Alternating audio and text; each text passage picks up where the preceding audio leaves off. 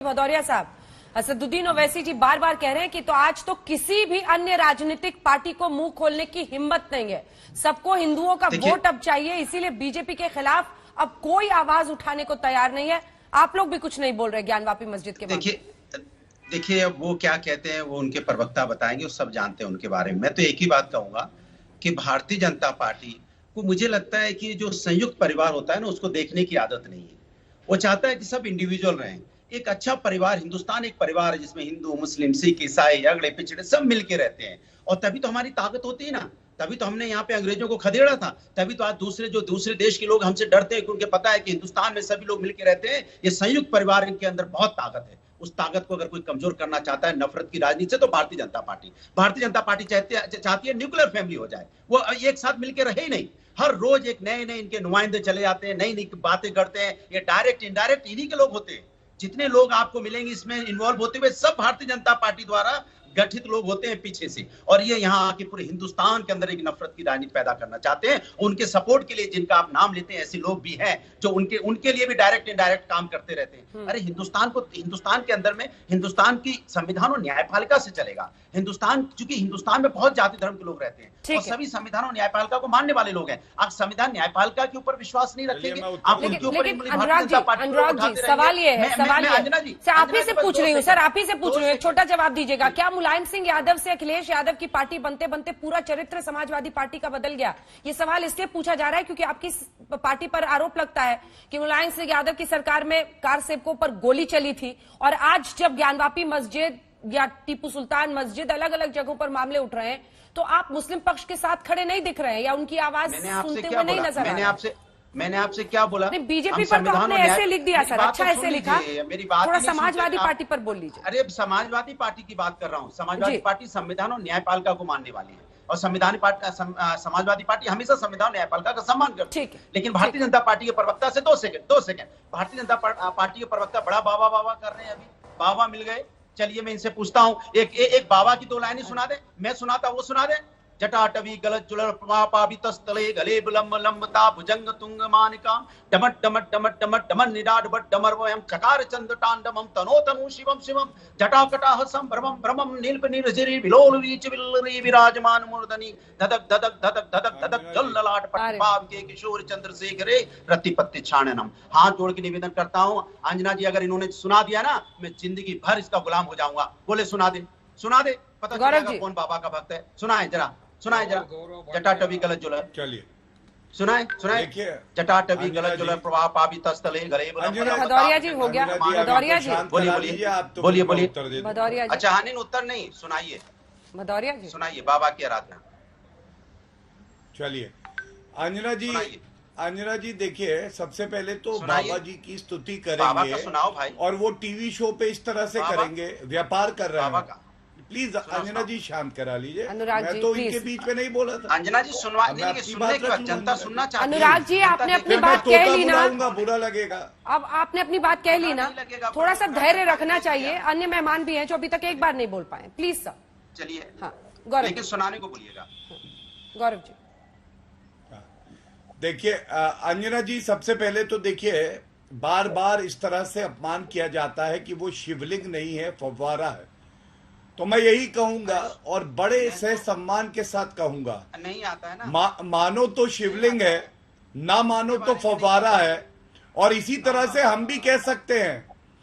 अंजना जी please, मैं अब चुप हो रहा हूँ। आप ये रोज की है, ये रोज तोता आता है, इसी तरह से बदतमीजी करता है। आप बताइए कौन सा चर्चा का तरीका है? इनकी दो कौड़ी की औकात नहीं है, इनकी दो कौड़ी की औकात नहीं है।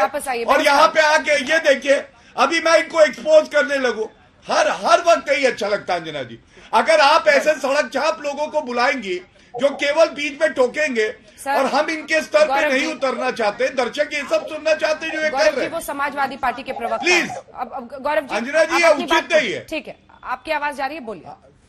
हाँ धन्यवाद। देखिए मैं इस पे आपत्ति दर्ज करता हूं। ये कह रहे हैं कि जो शिवलिंग है वो फव्वारा है। मैं भी कह सकता हूं, मानो तो शिवलिंग है, नहीं मानो तो फव्वारा है, मानो तो अल्लाह है, नहीं मानो तो हल्ला है। अच्छा लगेगा क्या? नहीं। दूसरी बात, मैं आपको एक उदाहरण देता हूं। आपको मालूम है अगर किसी अब चुप हो जाइए, अपने धर्म के बारे में सुना तो बुरा लगा, मैं इसके बाद आपके पास अपने धर्म के बारे में सुना तो बुरा लगा, प्लीज। जिसको आस्था से लोग शिवलिंग मान रहे, फिर उसको फाउंटेन भी तो मत कीजिए ना, एक तरफा नहीं हो सकता ना, आस्था का अपमान एक तरफा नहीं होता दिल्ली साहब, दोनों तरफ होता। मैं आऊंगी सर आपके पास, आऊंगी इसके बाद, रुक जाइए गौरव। क्यों झूठ को अपने मन में बसाना चाहते हो नफरत के लिए? चलिए, अच्छा गौरव जी पूरा करने आ रही हूँ, वारिस जी रुक, पठान साहब, पठान साहब, गौरव जी बोलिए। देखिए, पूरे विश्व में जितने हिंदू हैं उनको साधुवाद इसलिए है कि वो कितने सहिष्णु हैं। हमारे शिवलिंग पाए गए और वो इनका विष, इनकी गंदगी सारी आ रही है, उसके बाद भी पवित्र हैं।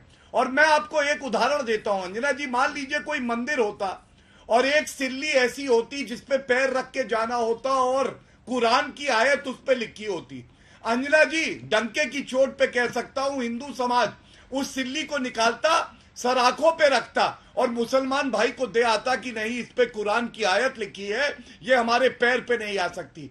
आज बड़ा सवाल है, आज क्या मुसलमान समाज को नहीं आना चाहिए कि आप वजू करेंगे वहां पे जहां पे शिवलिंग पाया गया है? ये न्यायालय तय कर लेगा कि वो असली अस्तित्व क्या है, नहीं हम मानेंगे।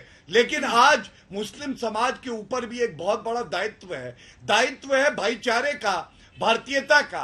अगर हमारी भावनाएं उससे जुड़ी हैं तो क्या इनकी कोई जिम्मेदारी नहीं बनती है? ये सवाल आज तक पे मैं उठा रहा हूं। दिल्ली साहब जवाब दीजिए। देखिए, मैं सीधी सी बात है, मैं इनकी तरह उस स्तर पर नहीं रह सकता, इसलिए मैं समाजवादी पार्टी के वर्तमान और समाजवादी पार्टी के पूर्व दोनों प्रवक्ताओं से कहूंगा कि मेरी बात थोड़ी सी ध्यान से एक बार दिल्ली जी हाँ बिल्कुल।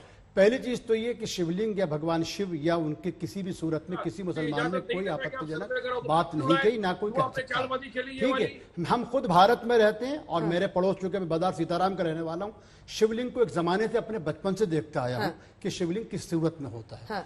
शिवलिंग हो क्या है, ये जब कमिश्नर साहब ने चूंकि इस बात को आगे बाहर कह दिया, इसीलिए वाराणसी कोर्ट ने कहा, चूंकि आपने खबर लीक कर दी, आकार दिखा दिया। नहीं मैं वो कह रहा हूँ, देखिए मैं तो उस पर जा ही नहीं रहा, ये तो कोर्ट तय करेगा। लेकिन चूंकि खबर लीक कर दी, इसलिए उन्होंने कहा कि एडवोकेट कमिश्नर साहब को हटा दिया जाए, इन्होंने जो गोपनीयता का अपमान किया है। मैं दोनों लोगों से, मैं समाजवादी पार्टी के पूर्व प्रवक्ता जी से एक सवाल करना चाहता हूं। मैं तो शिवलिंग का सम्मान करता हूं, आपको यह अधिकार हासिल है कि आप नाउजुबिल्ला अल्लाह को अल्लाह कह दें, पर मैं शिव को शिव ही कहूंगा, नीलकंठ ही कहूंगा, महादेव ही कहूंगा। फाउंटेन क्यों कह रहे हैं फिर? अगर किसी की आस्था है ना, कि वहां पर शिवलिंग है, उसका आकार देख रहे हैं, वो कह रहे हैं। अब आकार की आप बात करें, आप बार बार अंजना जी देखिए मेरी बात सुनिए ना, ये बात कोर्ट में चली गई है। अगर आप बात करेंगे तो हम भी कोर्ट में कह रहे हैं। अब मुझको बताइए इन चीजों को आप क्या कहेंगे? इसका मतलब है दिल्ली की जामा मस्जिद, मैं दिखा रहा हूं ना आपको, फतेहपुरी मस्जिद, या फिर जनाबे वाला जो ये फतेहपुरी मस्जिद का जो है, ये कल ये वहां भी पहुंच जाएंगे और वहां जाके कहेंगे ये भी तो हम तो मेरी सुन लीजिए मैम, मेरी बात सुन, मैंने बहुत धैर्य से सुना। मैं सीधी एक बात कहना चाहता हूं, मैं आपको इस फाउंटेन में और उसमें फर्क नहीं दिख रहा है भाई? मैं यही जो फाउंटेन की फोटो आप खोज के निकाले, दिल्ली साहब एक सेकंड सर, आप ही ने दिखाई ना फोटो, ये फाउंटेन और उस फाउंटेन में आपको फर्क नहीं, जो आप दावा कर रहे हैं फाउंटेन की बात कर रहे हैं। अगर आपने तय कर लिया मैम, अगर आप ये दिखाइए मुझको, ये फोटो अगर आप तय शर्माइए मत, दिखाइए ना पूरा। अब देखिए, अगर आप तय करके बैठे हैं, मैं वही कहूँ, अगर आप तय करके बैठे हैं, मैं तो सवाल पूछ रही हूँ, सवाल मत पूछिए, दूसरे सवाल पूछ रही हूँ ना। अगर मुझको 50 मिनट में घर में बैठ के देख सकते हैं इसका आकार, हाँ वो तो आप कर सकते हैं, कहना वो तो अभी भी कर सकते हैं। मैं सीधा एक बात कहना चाहता हूँ, ये तो कोर्ट तय करेगा।